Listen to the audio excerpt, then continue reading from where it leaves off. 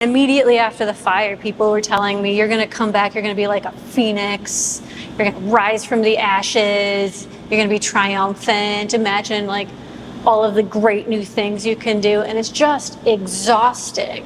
My house burned down in the Eaton fire that happened in January of 2025 in Altadena, which took most of Altadena and part of Pasadena.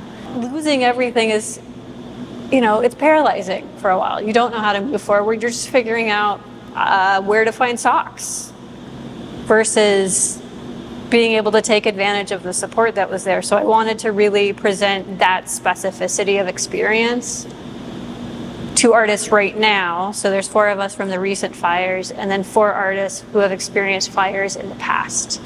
So how it had changed them years and years after a fire. So the title of the show is just, there's no subtext. It's about your house burning down. It's exhausting to have to rediscover everything. I don't have any clothes that I used to wear. I had to go find shoes. Every single thing that you take for granted in your life, having to do that all over again, plus not being able to take time off from work. Immediately having to deal with the insurance. There's no break. Everything else continues. It just feels exhausting, and it felt worse that no one would allow any of us to grieve and to feel angry about this thing that happened to us. People want us to be triumphant. And I said in the curator's statement, it's a major inconvenience, because that's what it feels like. It doesn't feel like this historic thing. It just feels like I am so inconvenienced and the rest of the world is moving on immediately. This piece is by Jameson Carter. This is a photo of his daughter's first car. And then this is part of the engine block that melted out of the car from the fire. I think our culture really struggles with grief and allowing people to process it, even more so now than ever before, just with hustle culture and like always having to be on, always performing, always on the next thing. Just taking a break and being allowed to feel pain is so rare. This one is by Margaret Griffith, and she was one of my neighbors in Altadena. We lived close to each other. We watched each other's cats.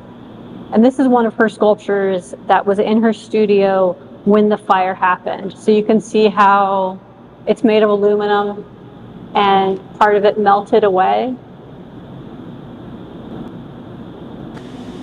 It's a consistent experience. When you're a person who defines yourself around the objects that you make and your ability to make those objects, how do you change, and how does it change your continued art making when suddenly all of the objects are gone and your ability to make them is gone as well?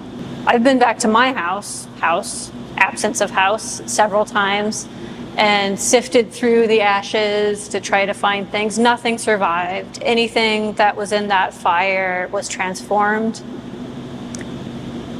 The windows didn't break. They melted. It was that hot. And it's very surreal to see a piece of glass on the ground that looks like a folded towel. She works in ceramic and glass, and there's a little ceramic baby embedded in this glass fish. I think so much of her work is about these children and young people, both in peril and being protected. And when her studio burned down, she had small children.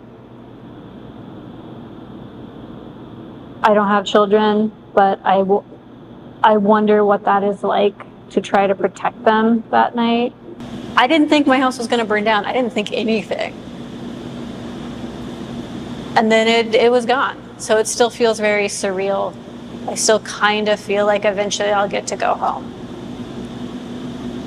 But I'm sure that that'll go away and feel more real the longer and longer it's been.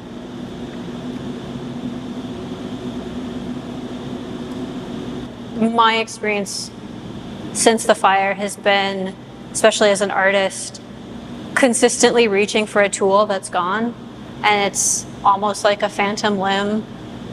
I had this set of knives that I used for every sculpture and ceramic I've ever made, and they're gone, and it's so hard to think about how to make something without them. And so many people have been very generous and gifted me tools, but it's not the same. I screen printed Altadena. This is a map of Altadena and Upper Pasadena. I lived right here, this corner. It's white ink on antique paper that's either cream or white. I wanted the print itself to feel really precious and beautiful, and that sort of ephemerality of white ink. And then I sculpted my house from memory without any photo references, and then cast it in wax and bone black pigment to make a crayon, and made this plaque that says change. This is brass that I etched, and it's a reference to climate change and to the book Parable of the Sower by Octavia Butler, who is buried near my home. She is still there, or her body is still there. My home is gone. And she has a quote from Parable of the Sower on her gravestone. All that you touch, you change. All that you change changes you. The only lasting truth is change. God is change. And I love visiting old cemeteries and doing rubbings from the gravestones, where you take a crayon and you make a little print from the text or the imagery that's on the gravestone. And I've done that to Octavia Butler's gravestone several times.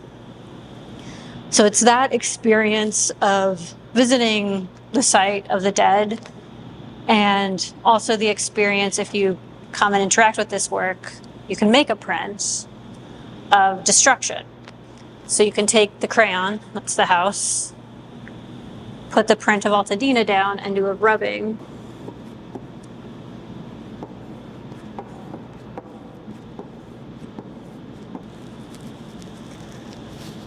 And then you can have this piece of art, but you destroy a piece of my home and a piece of Altadena at the same time.